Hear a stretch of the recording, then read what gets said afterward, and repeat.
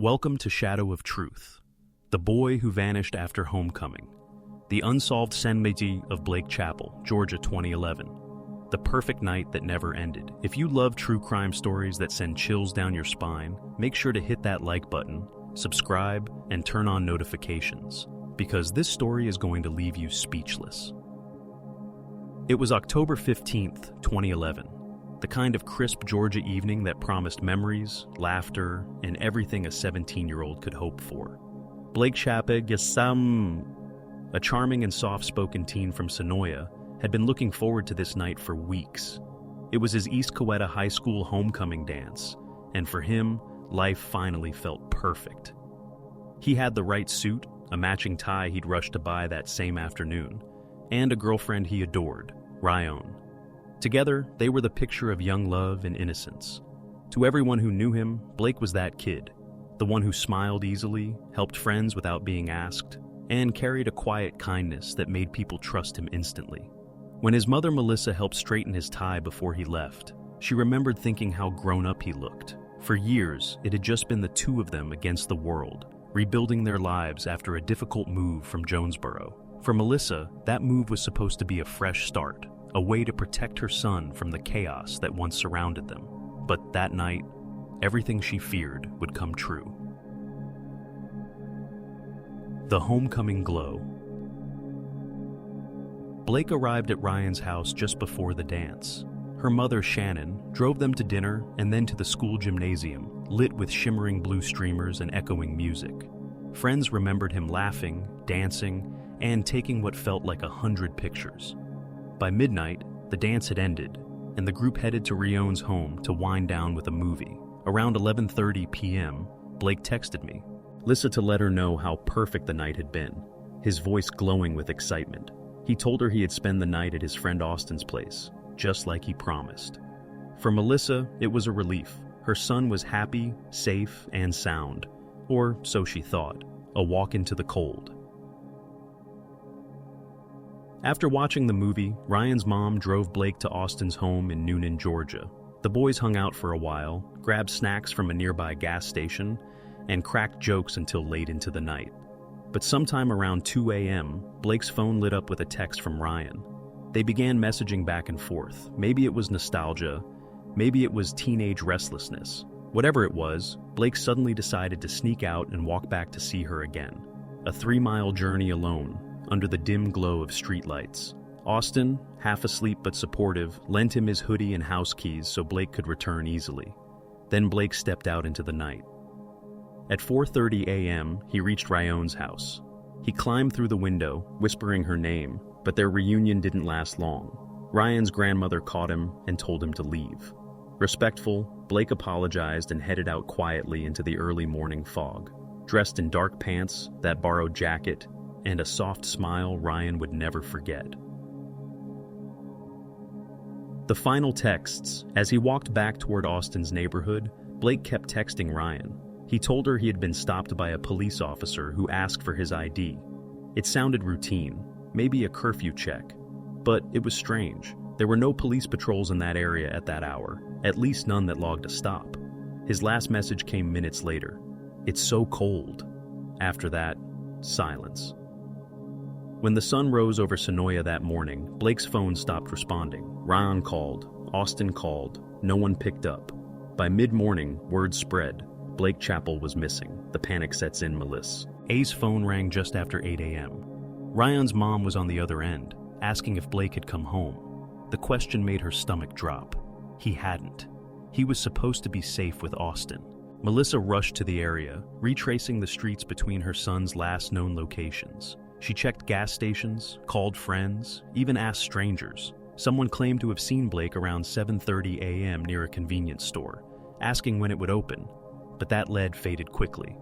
Police initially assumed he might have run away, a common, if careless, assumption in teenage disappearances. But Melissa knew better. Her son wasn't the kind to vanish. He was dependable, gentle, and family-oriented. When days turned into weeks, her worst fears began to harden into reality. The disturbing calls. In November 2011, nearly 2 months after Blake vanished, Melissa received a phone call from a blocked number. When she answered, there was only faint static, and what sounded like a television playing softly in the background. No one spoke. The call lasted 5 full minutes before abruptly ending. Was it a cruel prank or something more sinister? Police could never confirm, but to Melissa, it felt like someone was toying with her pain, or worse, keeping some secret no mother should ever have to imagine. The discovery. Then, in December 2011, as the holidays approached, a pair of walkers near Summer Grove Parkway stumbled upon something floating in a shallow creek. At first, they thought it was a mannequin, but it never is. Police arrived and taped off the scene. What they found would shatter a town and haunt a family forever. It was Blake, 17 years old, gone. His body was identified through a small chest tattoo and lip piercings. He was wearing only an undershirt and underwear. The rest of his clothes, gone. His phone, missing. His cause of death, a gunshot wound. The place where his body lay was eerily close to Austin's neighborhood, an area already searched in the early days of the investigation. It raised endless questions, ones that, even years late, refused to go away. A mother's promise. At just 17, Blake's life ended before it had really begun. But for Melissa, the story didn't stop there. She vowed to keep her son's name alive, to fight for justice no matter how long it took. The homecoming dance that once symbolized joy and youth had become the prologue to one of Georgia's most heartbreaking unsolved murders. And yet, this case was far from over, because what happened that night, and who was really behind Blake's disappearance, would take more than a decade to finally unravel. Footprints in fog. By sunrise on October 16, 2011, the calm suburban grid between Rion's house and Austin's place felt unfamiliar, like a stage after the play, props still standing but the actors gone. Patrol cars idled at corners, neighbors peered through blinds, and yellow tape jittered in the breeze as if trying to speak. What had been a teenager's late-night walk now looked like a vanishing act, with no audience and no easy answers. Detectives began with the obvious: timeline, route, contacts. Blake left Rion's around 5 a.m., texting as he walked. He mentioned being stopped by a police officer who asked for ID, routine on paper, chilling in context. When investigators pulled patrol logs and dashcam requests, the records came back empty. No documented stop, no call-in, no match to a uniform, a license plate, or a shift book note. Either it was a casual street interaction, never logged, or someone pretending. They canvassed the corridors he could have taken. Quiet residential lanes feeding into wider roads, a few dim-cut walking paths, and the bridge points near Summer Grove Parkway. Businesses with security cameras became critical waypoints. A convenience store, a neighborhood pool house, a church lot with a single high-angle camera that mostly captured shadows and headlights. Footage was collected, studied, and raw. It played until the pixels blurred. Nothing conclusive, no clear frame of a boy in a dark hoodie, no cruiser pausing curbside, no standstill at a corner that could anchor the story. Meanwhile, Melissa refused to sit on the sidelines. She stapled flyers until her fingers ached, called anyone who might have seen a glimpse, and reminded every officer she met that this wasn't a statistic. It was her son. The family home became a briefing room, maps on tables, call logs by the phone, neighbors rotating through with muffins, coffee, and hope. Tips trickled in: a shadow on a footpath, a teen matching his description near an early bus stop, a rumor that a silver sedan idled near the creek before dawn. Each tip cost hours to chase and gave back only minutes of maybe.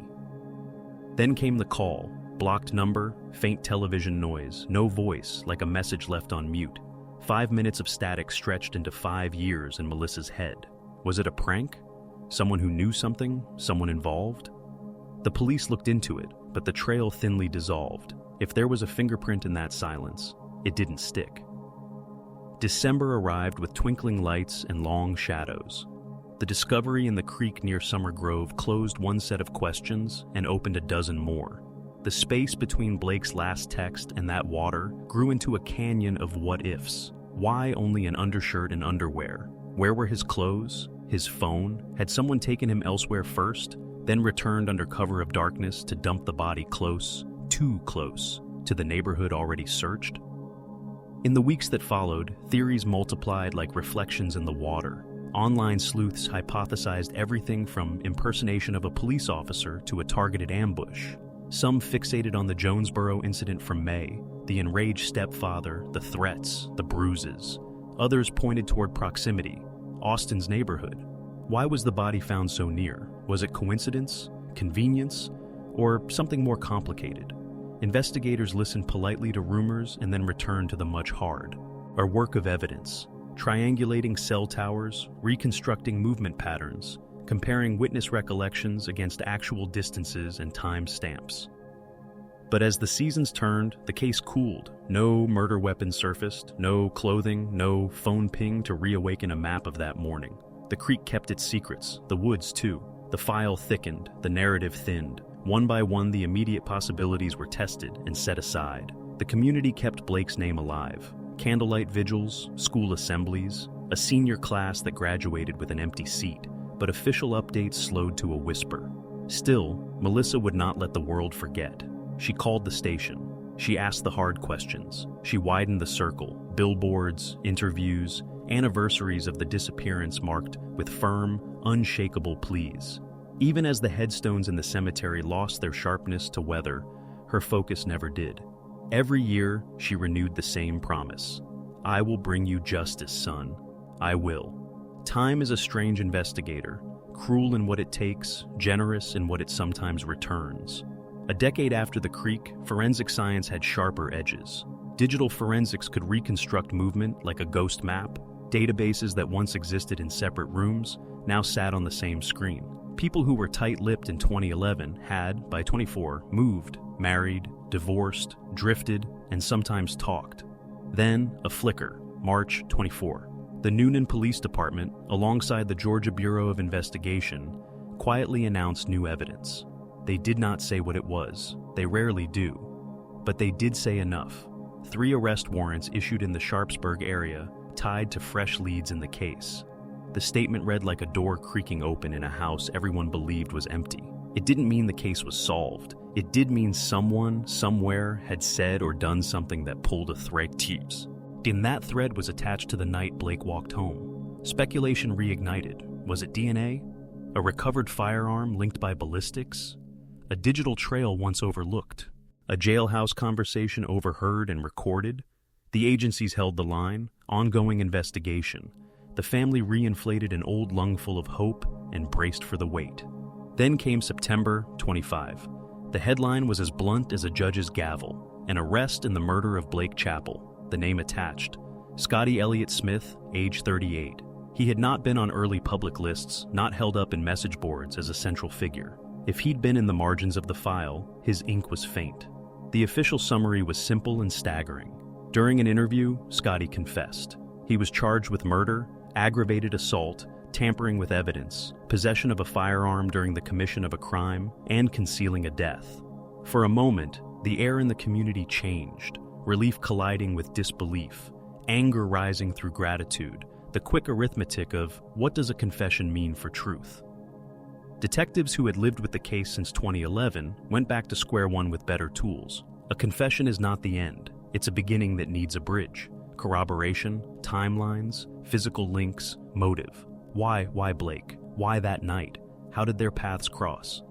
The file notes from 2011 had to hold hands with the statements from 25. If there were missing clothes, who removed them and where? If the body was moved, how and by whom? If there was a vehicle, sedan or otherwise, was there residue, transfer, a stray fiber? If a phone was taken, did it ghost ping a tower before its signal died? Could a cast-off search query belong to a perpetrator? How to wipe a phone? How to avoid police patrol logs? Creek depth noon in winter. Public records painted a narrow band of Scotty's past. A 2018 arrest for criminal damage, release in 20. But that biography was only half a silhouette. What mattered here was proximity, opportunity, capability. The triangle investigators draw between, and suspect and seen. Did Scotty live or work along those pre-dawn corridors in 2011? Did he have ties to anyone in the chain? Ryan, Austin, neighbors? Or was this exactly the kind of nightmare most parents fear? Random encounter, wrong place, wrong time. The police said motive was still under investigation, and in the quiet around that word, theories tried again to grow. Some reached for easy familiar hooks, substance disputes, mistaken identity, simmering grudges, but none had confirmation. A confession is truth plus context. Without the second, the first is only a raw element waiting to be refined. For Melissa, the arrest was a weight shifting, not lifting. Justice demands more than a name. It asks for coherent answers. She'd spent 14 years moving through days that felt like closed rooms, light coming in from under the door, but never through it. Now, the door was open a crack. She stood there, hands steady, voice even. I just want to know why. Detectives worked to the edges. If there were digital remnants from 2011, old emails, archived texts, third-party backups, they were dusted off. If a weapon could be located, ballistics would be the judge. If there were co-conspirators or after-the-fact helpers, phone records and interviews might catch them in the net of their own contradictions. Timelines were rebuilt second by second. Routes were driven at 5 a.m. to test speed, light, and sight lines. Could Blake plausibly be here at 5:28 a.m. and here by 5:33 a.m. if his last text sent at 5:30 mentions the cold, the small math of large truth? And those lingering mysteries, the officer stop that wasn't logged, the clothes never found, the phone that never resurfaced. Each one was a doorbell pressed in the middle of the night. Someone's awake behind it, but will they answer? If Scotty's confession included specifics only the killer could know, those details would be the scaffold on which a case stands or falls. If it didn't, detectives would need to join the confession to the land. Soil under tires, fibers in carpet, a map folded in a glove box that still creases toward a creek. Around the case, the community exhaled and waited. Even true crime veterans who had followed Blake's story from the beginning were careful now. Compassion first, speculation last. The narrative that began with a boy walking home in a borrowed jacket asked for something a decade later that's rare on the internet: patience. But for a story in search of an ending. It was meant to turn the lights on in the room we thought was empty, to reveal the dust marks where a heavy object used to sit, to show the scuff on the baseboard no one noticed before. We have a name. We have charges. We have the promise of a courtroom where testimony is weighed and evidence is asked to speak plainly. What remains are the questions that matter most to the people who loved Blake. What exactly happened between 5 and 6 a.m. that morning? How did a quiet walk become a fatal encounter? What does the creek remember that we do not? The answers are coming, slowly, carefully, and, finally, officially. The confession and the silence that followed. For nearly 14 years, the name Blake Chappell echoed through Georgia's cold case files like a ghost refusing to rest.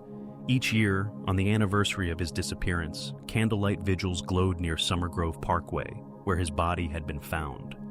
The creek ran quiet, but everyone who stood by it could still feel the question pulsing in the air. Who did this, and why? Then, in September 25, the silence finally cracked. Police announced that a 38-year-old man named Scotty Elliott Smith had been arrested and charged with Blake's murder. For a community that had lived with uncertainty for so long, the news came like a thunderclap, both shocking and strangely hollow. After all this time, justice had finally taken a shape. But that shape didn't yet make sense. In the confesses. On decades late, when detectives sat across from Scotty in the interrogation room, the air was heavy with history. According to investigators, he didn't flinch or hesitate. He confessed, not in riddles, not with half-truths, but directly. He admitted to killing 17-year-old Blake Chappell on that cold October morning in 2011. The room went still. After years of speculation, false leads, online theories, whispers about old friends, the confession landed like a stone dropped into deep water. Scotty's words weren't public, but court filings confirmed that he admitted involvement. He was charged with murder, aggravated assault, tampering with evidence, possession of a firearm during a felony, and concealing a death. Investigators believed the confession aligned with newly uncovered forensic evidence, though they declined to say what that evidence was. But while Scotty's words gave the case a face, they didn't give it a soul. He refused to explain why. Missing motive, missing links. For Melissa, Blake's mother, the confession was both relief and heartbreak. After 14 years of not knowing, she finally had a name. Yet the hardest part wasn't hearing who had done it. It was realizing she still didn't know why. Detectives believe Scotty and Blake didn't know each other personally. There was no record of them attending the same school, working the same job, or sharing mutual friends. Scotty was 7 years older, a man with a checkered history of arrests for property damage and reckless behavior. He lived near the Sonoya Noonan corridor back in 2011, close enough to the route Blake walked that night. Maybe he saw Blake on the road. Maybe he offered a ride. Maybe Blake, tired and cold, thought it was safe to accept help. Whatever happened after that moment, only Scotty knows. And he isn't saying. The trail of evidence, the Georgia Bureau of Investigation, late, revealed that the breakthrough came from a re-examination of physical and digital evidence. Modern technology, especially advancements in DNA and data retrieval, allowed investigators to find microscopic traces that weren't possible to analyze in 2011. Forensic analysts reprocessed items collected from the original scene. Small fibers, soil samples, and possible touch DNA found on material near the creek. When those were retested using updated databases, a partial match appeared. That led investigators to a list of names that hadn't been previously connected to the case. Scotty's among them. Once he was identified as a potential suspect, detectives began reviewing cell tower logs and digital footprints.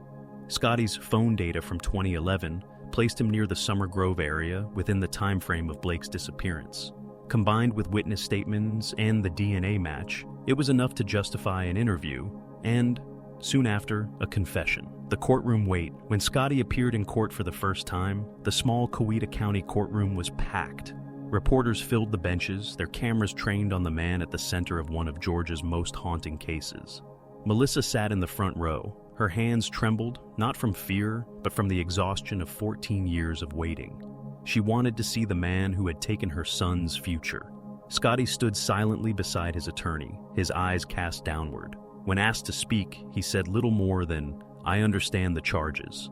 The prosecution began building its case, combining the confession, forensic evidence, and digital data to form a clear narrative.